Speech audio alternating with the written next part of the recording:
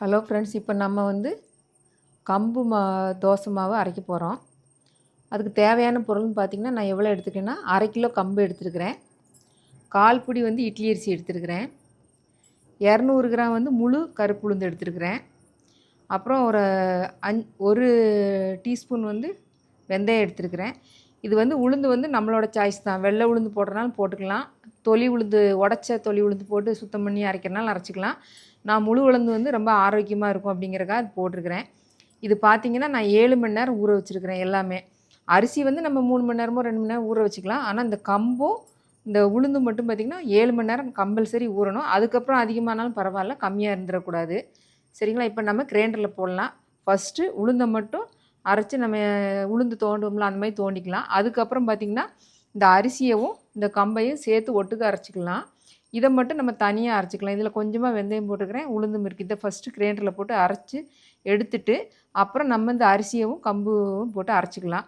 இது எப்படின்னு பார்த்திங்கன்னா, நீங்கள் இட்லியும் ஊற்றிக்கலாம், தோசையும் ஊற்றிக்கலாம். இப்போ காலையில் சாப்பிட்றீங்க அப்படின்னா தோசை ஊற்றிக்கோங்க, நைட்டுக்கு இட்லி ஊற்றிக்கோங்க. அந்த மாதிரி செஞ்சுக்கலாம். நைட்டுக்கு நமக்கு ஜீரணமாகும் இல்லையா, அதனால் நம்ம இட்லி ஊற்றிக்கலாம். ரெண்டுக்குமே இது நல்லா இருக்குது. இப்போ வாங்க வீடியோக்குள்ளே போகலாம். முதல்லையே சுத்தமாக கழுவிட்டு அதுக்கப்புறம் நல்ல தண்ணி ஊற்றி வச்சுட்டேன் எல்லாத்துலேயுமே. அதே மாதிரி நீங்களும் ஊற்றி வச்சுக்கோங்க. இதை நம்ம மாவு அரைக்கிறதுக்கும் ஊற்றிக்கலாம். அதுக்கப்புறம் பார்த்திங்கன்னா கிரைண்டர் கழுவி நம்ம இது பண்ணுவோம்ல, அதுக்கும் நம்ம பயன்படுத்திக்கலாம். சரிங்களா? கம்பும் அப்படி தான், ஃபஸ்ட்டே நல்லா சுத்தமாக கழுவிட்டு தண்ணி ஊற்றி வச்சுட்டேன். உளுந்தும் அப்படி தான், அரிசியும் அப்படி தான், எல்லாமே அந்த மாதிரி பண்ணிக்கோங்க. இது பார்த்திங்கன்னா நல்ல ஒரு ஹெல்த்தியான உணவு, உடம்புக்கும் ரொம்ப ஆரோக்கியம். அதனால தான் நான் இது பண்ணுறேன். வாரத்தில் ஒரு நாள் நான் இதுதான் பண்ணுறேன்.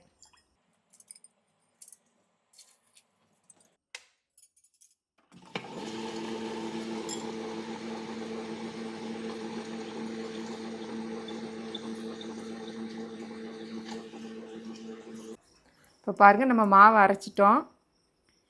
இப்போ நீங்கள் உப்பு போட்டு பிசைஞ்சு வச்சுருங்க.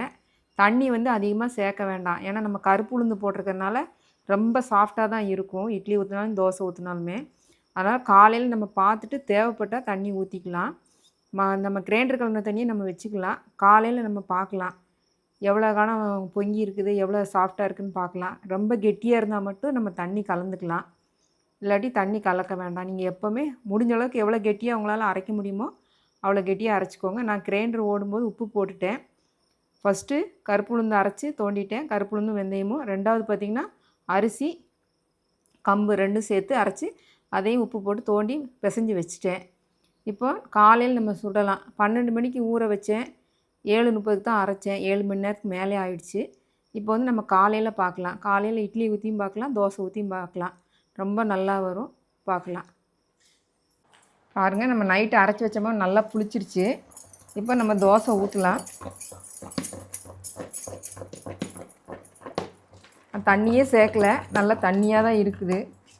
அதனால் நீங்களும் தண்ணி சேர்க்க வேண்டாம். நான் கிரைண்டர் கலந்த தண்ணி கூட சேர்க்கலை, ஏன்னா ரொம்ப தண்ணியாக தான் இருக்குது ஓரளவுக்கு.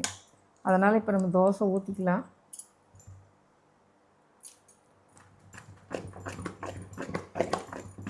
இதுக்கு நீங்கள் தேங்காய் சட்னி வச்சுக்கலாம், நல்லாயிருக்கும் சாப்பிட்றதுக்கு.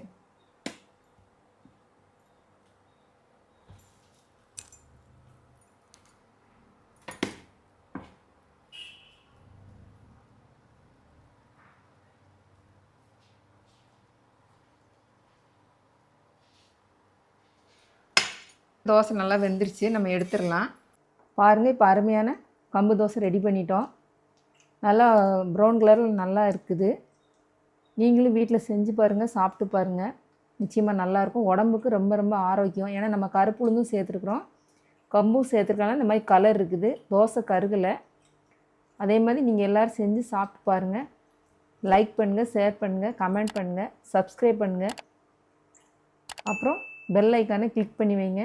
நான் டெய்லியும் போடுற வீடியோ உங்களுக்கு வரும். நன்றி, வணக்கம்.